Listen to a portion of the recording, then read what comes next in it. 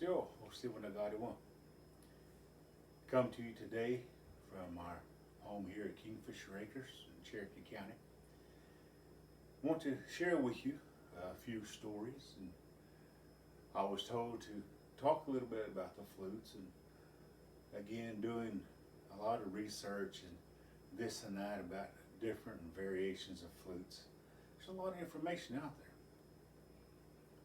And so what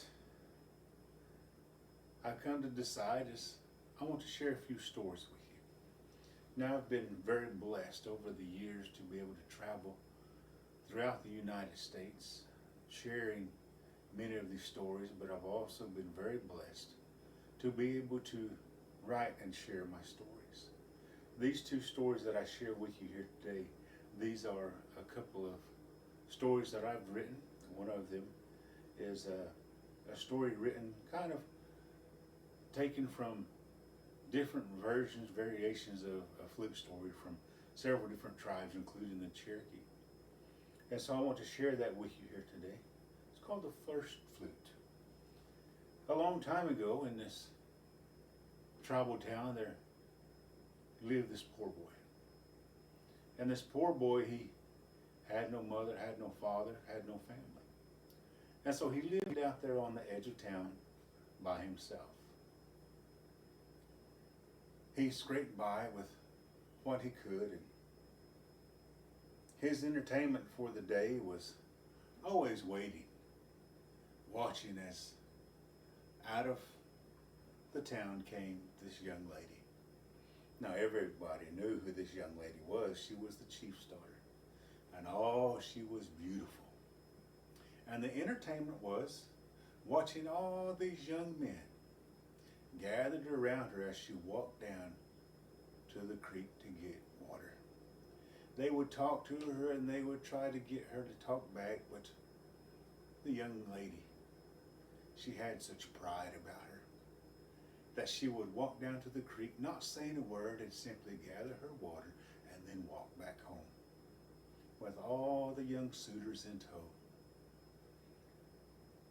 The young man, he watched day after day as this took place. The more he watched, he began to fall in love. He almost thought maybe she would talk to me. And then he would look down at himself and look at his tattered clothes, and he would say, "But who am I?" He said, "What do I have to offer?" And so one day he began to pray, and as he began to pray, he said, "Nethlina, Creator, give me something that I might show that I can share." One day as the young man was sitting outside, here came the young lady with the suitors in tow, down to the creek and then back again. Oh, how beautiful she was with that long black hair. "Oh my goodness," said the young man, "if only." As he sat there daydreaming, the wind began to blow. And as the wind began to blow, he heard a strange noise. He got up and he began to look in what direction it was coming. His curiosity was piqued. And so he started following that sound. And every time the wind would blow so hard, he could hear that noise. Once in a while, he would grow weary and he would sit down beside the tree and he would rest, and the wind would rest with him. When he was ready to go, the wind would pick back up and guide him in the direction of that sound. He came to the bottom of a very tall tree, and at the top of that tree was a woodpecker, and that woodpecker was pecking on that tree. Every time the wind would blow across, it was playing music. Oh, the young boy, he was very interested. As he climbed that tree, he knew that must be his. And when he got to the top, he chased the woodpecker off and broke off that piece of wood. He climbed back down with his treasure in hand. And he sat there looking at it. He grabbed it and he waved it around, but it did not sing. He tried to blow across it, but it did not sing. And so he rested. In his dreams, he saw the woodpecker flying towards him, landing there beside him. And the woodpecker turned into a man. The woodpecker began to explain what had happened. He said, Unethlana has heard your request and has sent us to help. He said, that piece of wood that you hold in your hands is not quite finished. He said, make a bird and place it there on the top so that you will know who it was that came to help you. He said, and when you play that piece of wood, he said, play those feelings that you have for that young lady. Have nothing but good thoughts. And when the young boy woke up, he fashioned that bird. And he placed it upon that piece of wood and tied it down. He stuck it in his backpack and he started back home. He dreamed about that piece of wood. And the next day when he got up, he was sitting outside studying it. And the young lady walked out of town. There were all of her suitors trying to talk to her. And the young lady continued to walk to the creek. The more that young man watched that young lady, those feelings began to well up inside. And he closed his eyes and he began to play.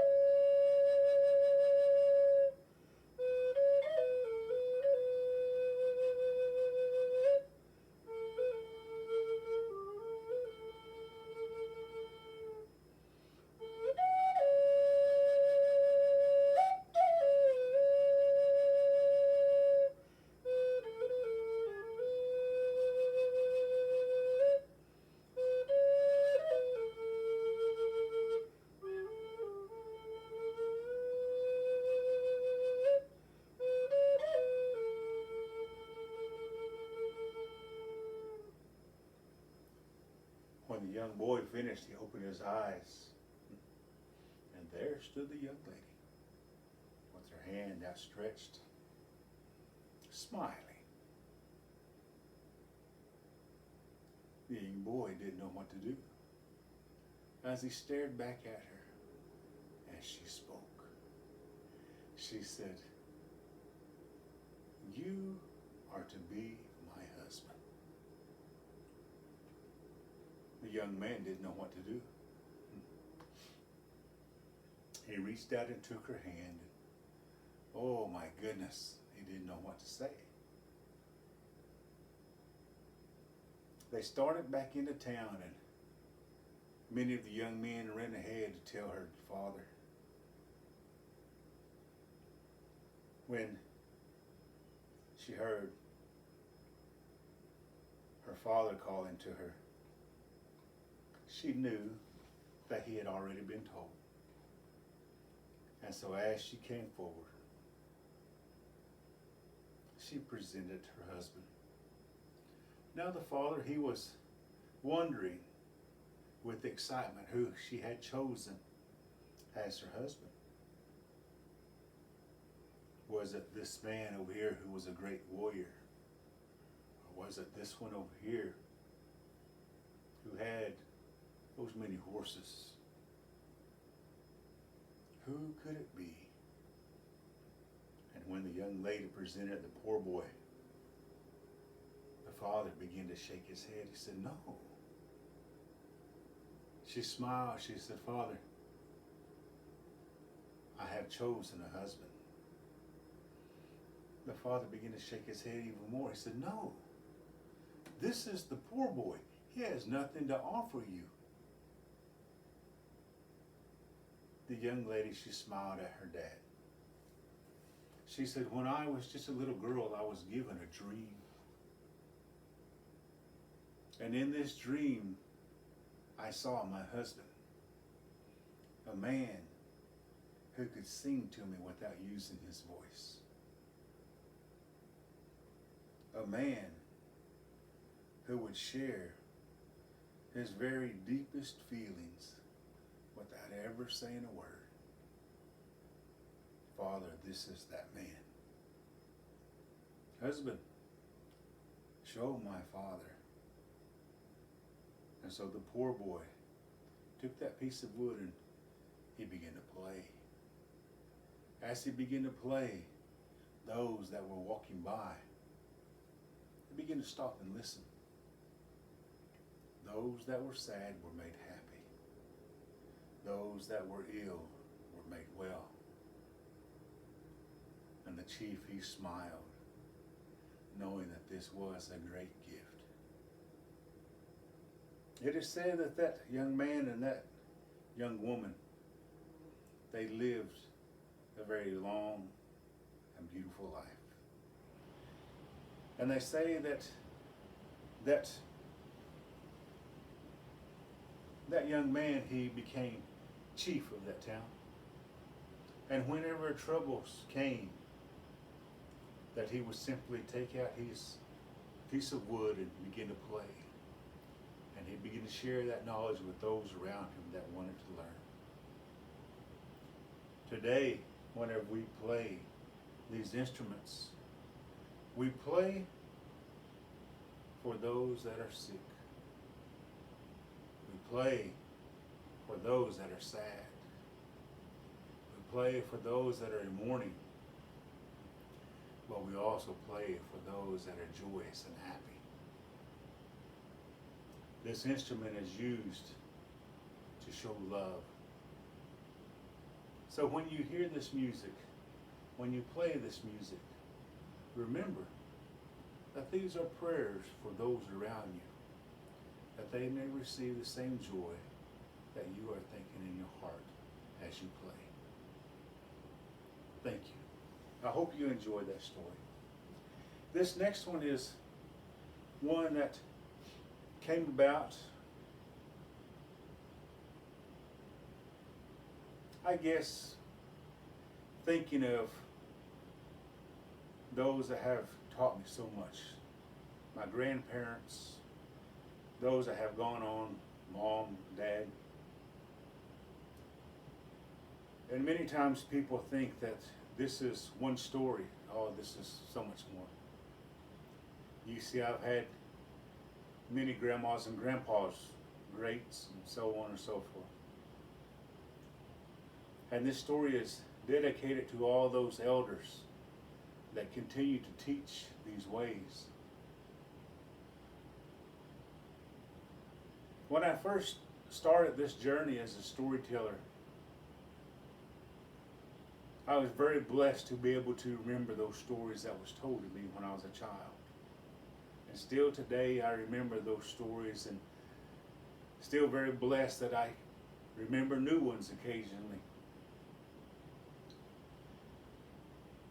And I began to travel throughout our local area sharing these stories of our people, of our ways.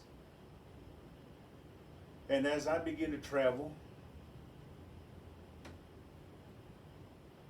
my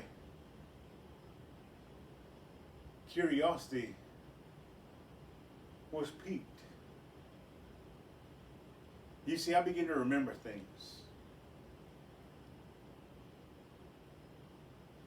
I remember there on the mantle of my grandpa's home sat this beautiful piece of wood. And when I was young, I remember running through the living room, and I would stop occasionally and I would point at that piece of wood and say, "Duda, Grandpa, what is that?"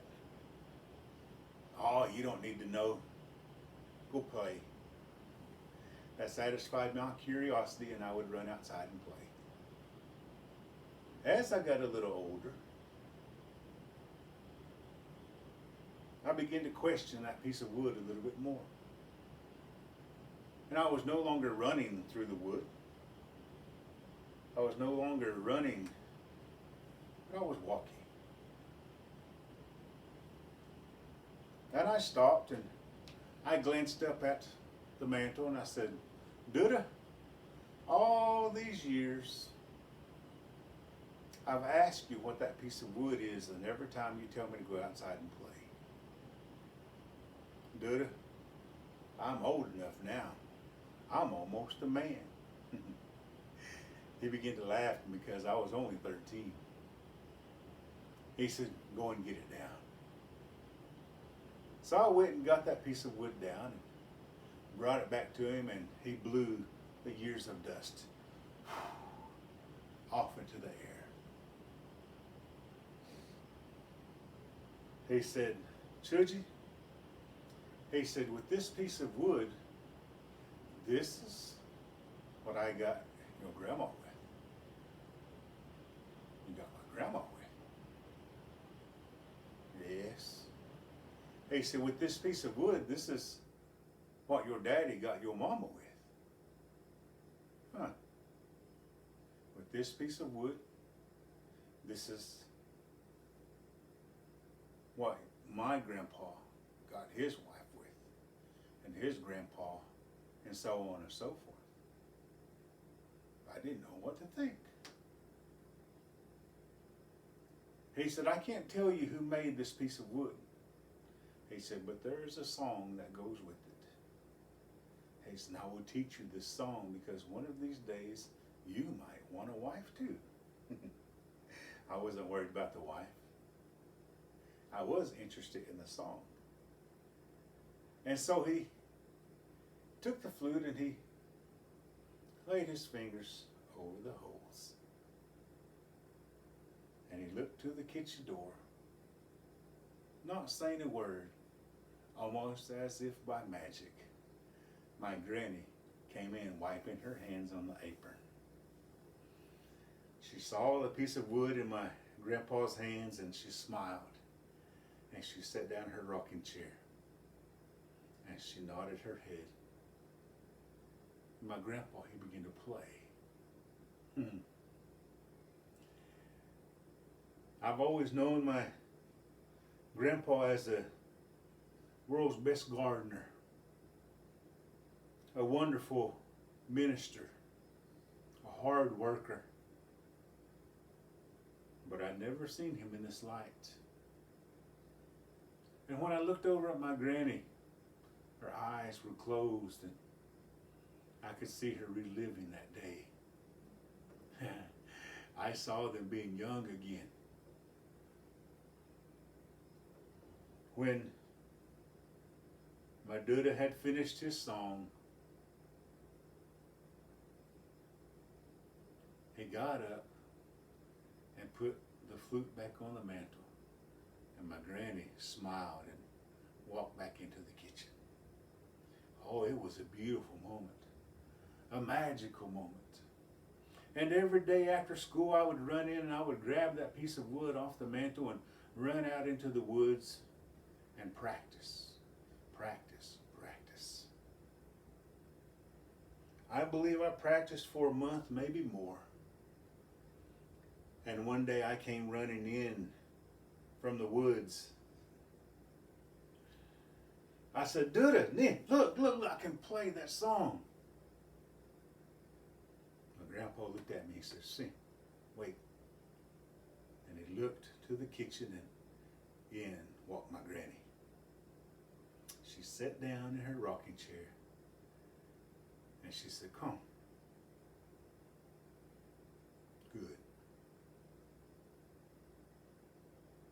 began to play that song. Oh, how beautiful it sounded. And when I was done, my granny smiled and nodded at me. My dude, he smiled and nodded at me. And he got up and he took the piece of wood from me and placed it there on the mantle. There it sat for a few more years until one day I came home from school. I'd already been storytelling all over the place.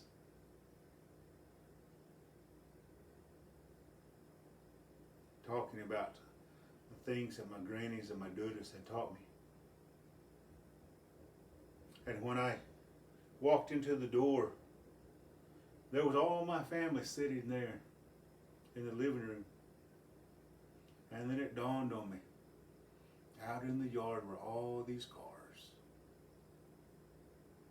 There's only 2 times, it seems, in a Cherokee's life when everybody comes to visit. It's usually in sickness or death and a family reunion. And I know there wasn't a family reunion. My mom met me there as I came into the living room, and she said, "Choogie, your dude, he wants to see you." What a somber moment as I walked into his bedroom, and there was my duda laying on his bed. I'd never seen my duda like that. He was my Superman. But there he was, frail and weak. And he looked at me. He said, "Choogie, go and get the flute." I walked into the living room and got that piece of wood off the mantle. And I blew off the years of dust. I walked back into his bedroom. He had asked everyone to leave. He said, "Oh, hey, right here. Come and sit down." And so I sat on his bed, there by his side. He said, "Play that song for me one last time." I didn't know what to expect. And so I took that piece of wood and I raised it up and placed my fingers over the holes, and I began to play. While I was playing, my grandpa placed one hand on top of mine. And when I played that last note, his hand slipped from mine and he passed from this world on into the next. It was a sad day. But I remember even today all the teachings that he has taught me. Since I was the oldest, I moved in with my granny to help take care of her, or so I thought. Oh, it was a wonderful time as I learned many new things. And I was traveling here and there in state and locally. Many people called and asked of my talents. One day she sat me down. She said, "Choogie," she said, "many times I hear you talking on that phone. You talk real good, Yoneg." As she said, I talk good white man English. She said, "But I hear you talking and I hear you sometimes say, yeah." She said, "But a lot of times I hear you say, no." Who are you telling no? What are you telling no? I said, well, Granny, I said, the ones I'm telling, yeah, I'll tell them I'll come and talk. I'll tell the stories. I said, but those that I tell no, I said, that's too far. I gotta stay home and take care of my granny. She stood up. She said, oh, ha, you don't need to take care of me.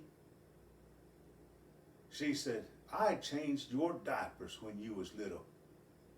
I began to laugh. She was right. And so with my granny's blessings, I began to travel. Oh, I saw some beautiful places. Saw some beautiful cities. But whenever I came home, all my granny wanted to hear about was the trees and the waters, the lands and the animals. She didn't want to hear about anything else. I mentioned to her one time, I said, Granny, I wish you could go with me. She said, oh, grandson, I'm with you every time. It made me feel good.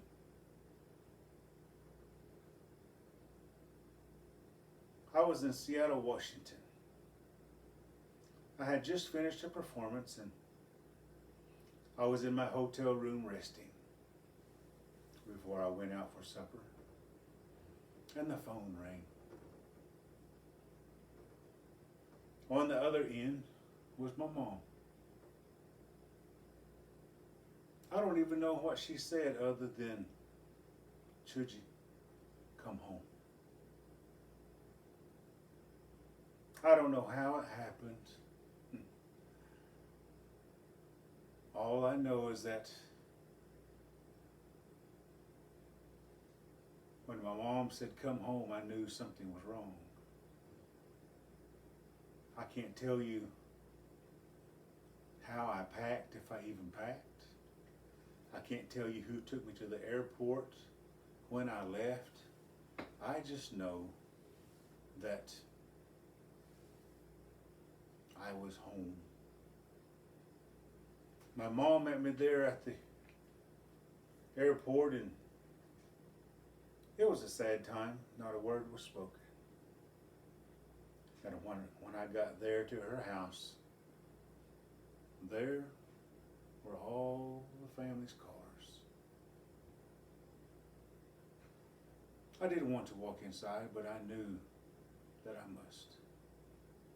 And so as I walked into the living room, I walked straight to the mantle, and I got that piece of wood. I blew off the dust, and I walked into her bedroom, and there lay my granny. She smiled when she saw that piece of wood in my hands.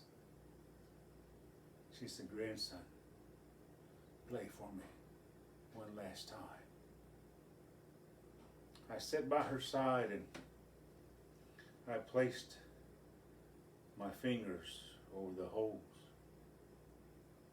and she placed her hand on top of mine, and I began to play.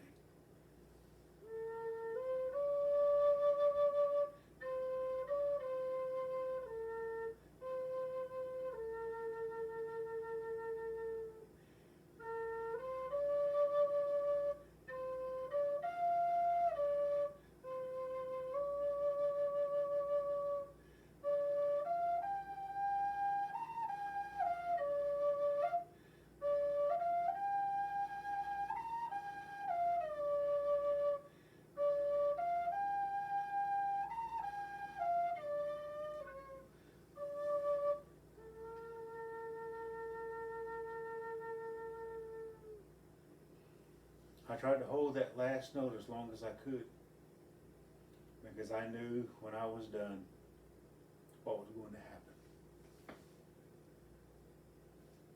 As I let that last note drift off, I fought back the tears as my granny's hand slipped from mine.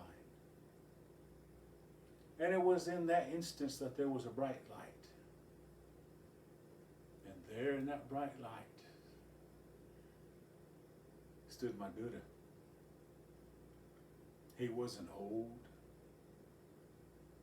He was happy as he held out his hand. And just in an instant, there stood my granny as she reached out and grabbed his hand. They smiled at me and nodded and turned around and walked into that light. And it made me happy to know that the song that had brought them together in this life had also brought them together in that life.